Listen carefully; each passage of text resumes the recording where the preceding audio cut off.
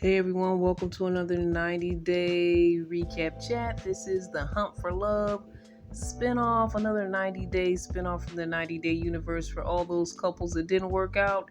Here's the fragments and pieces of couples that are now trying to recouple and find new couples and make new couples with new people, as well as those from the 90-day world.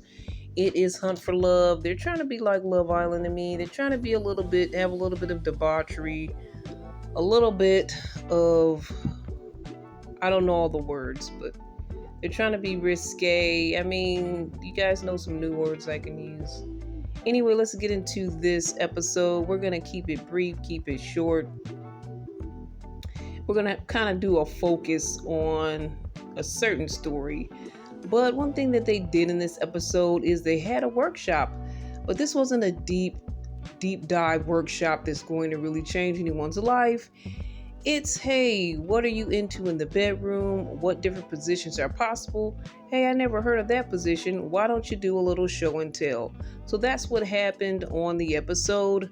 Of course, something to get people's attention. Then we have Chantel and Ashley. Now, who's Ashley? That's Chantel's friend. She couldn't keep her mind off of her friend who said that she had feelings for her before the trip. She tried to do things with Joe. She tried to do things with Rocky. She even tried to do things with Rob.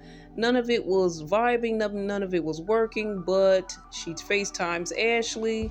And she's like, you know what? They're near the end of this whole experience. And she's like, I want to give it a try with you. So that's what's happening with Chantel. And because of how she grew up, her religious background and all of that, she's not sure of how everyone will take this. The fact that she may be in a same-sex relationship or just exploring at the time, whatever the case. She's not sure how her community is going to take this, but she's going to give it a try. It appears she has decided.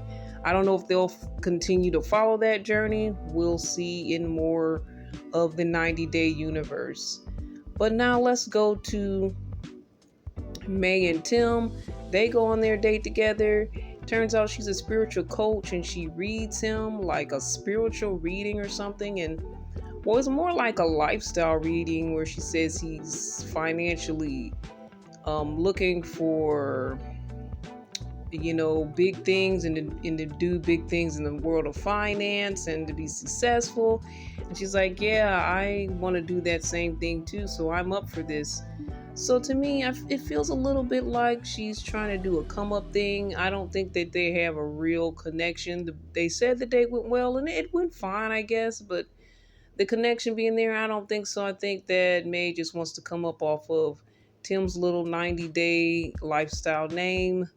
I don't know how big it is, but I guess it's a stepping stool to some degree. That's the vibe that I'm getting from May.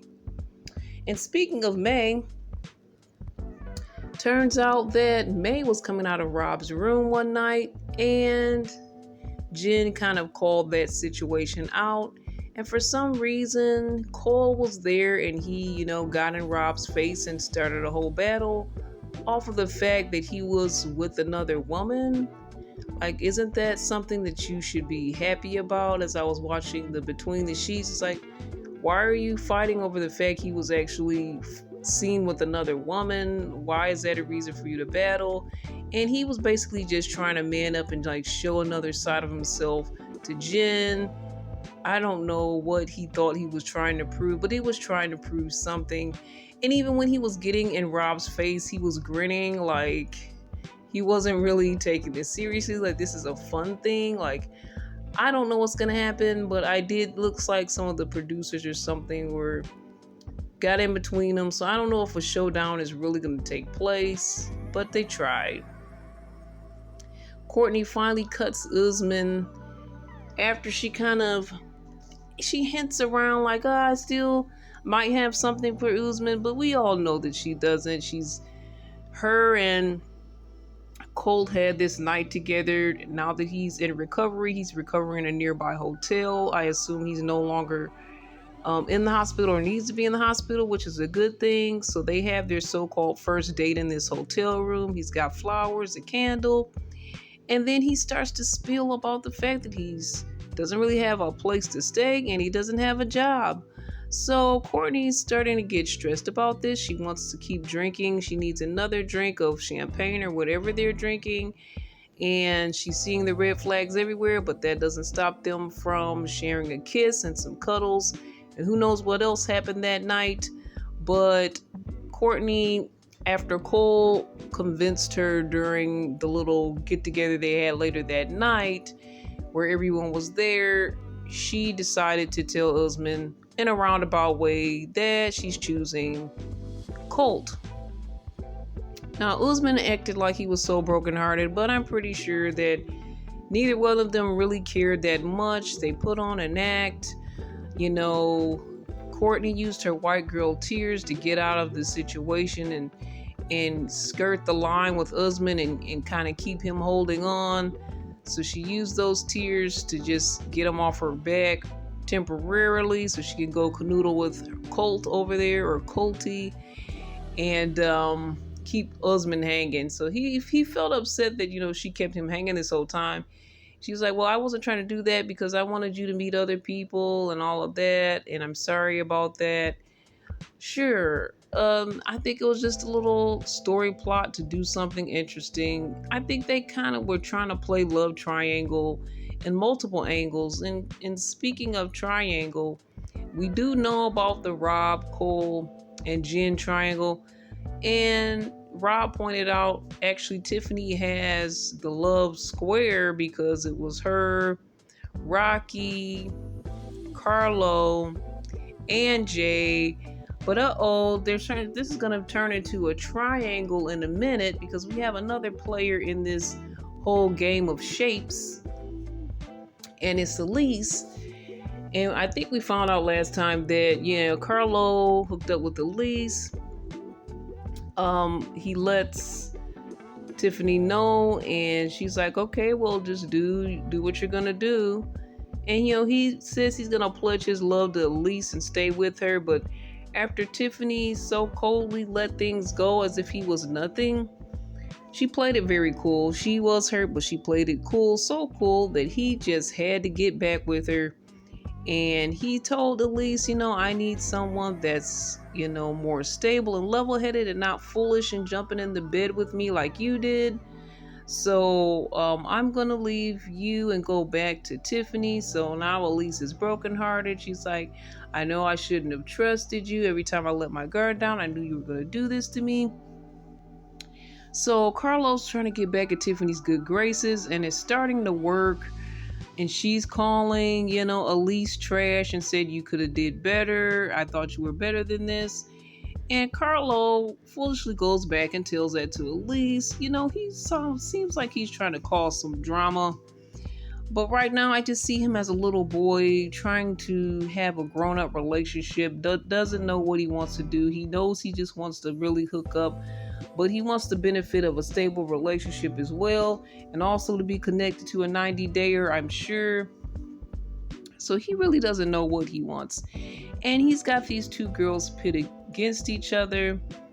And so the night of the party, they all kind of get together, and Elise is just like, you know what, we need to talk. And it's the three of them. But then when they start talking, I only see the two girls kind of fighting over Carlo as if he's worth it. He's probably over there by the bar drinking out of his little beer baby bottle or something, because he's giving me a lot of baby man right now. He's not ready to grow up and be in a committed relationship, especially with someone like Tiffany, who has a couple of kids, which scared him off in the very beginning in the first place.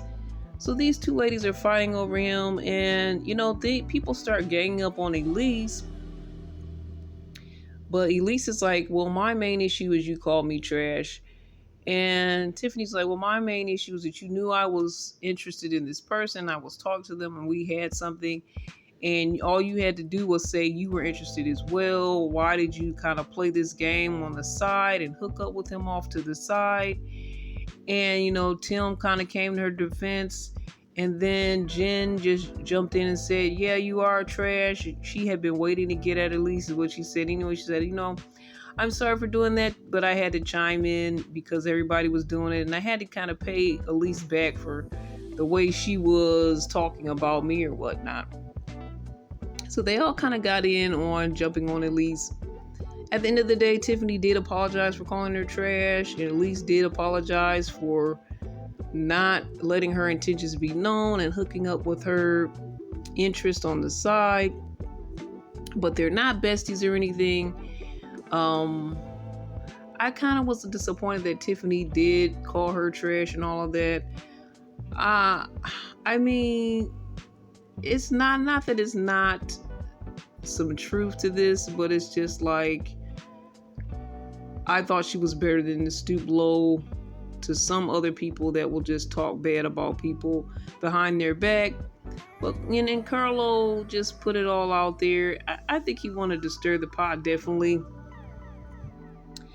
But when she apologized, like, okay, she squared away. But it still was like, I didn't expect Tiffany to kind of go that low and talk about somebody like that. But being in her situation where her man was kind of slipped and slid from up under her, I can get where she's coming from.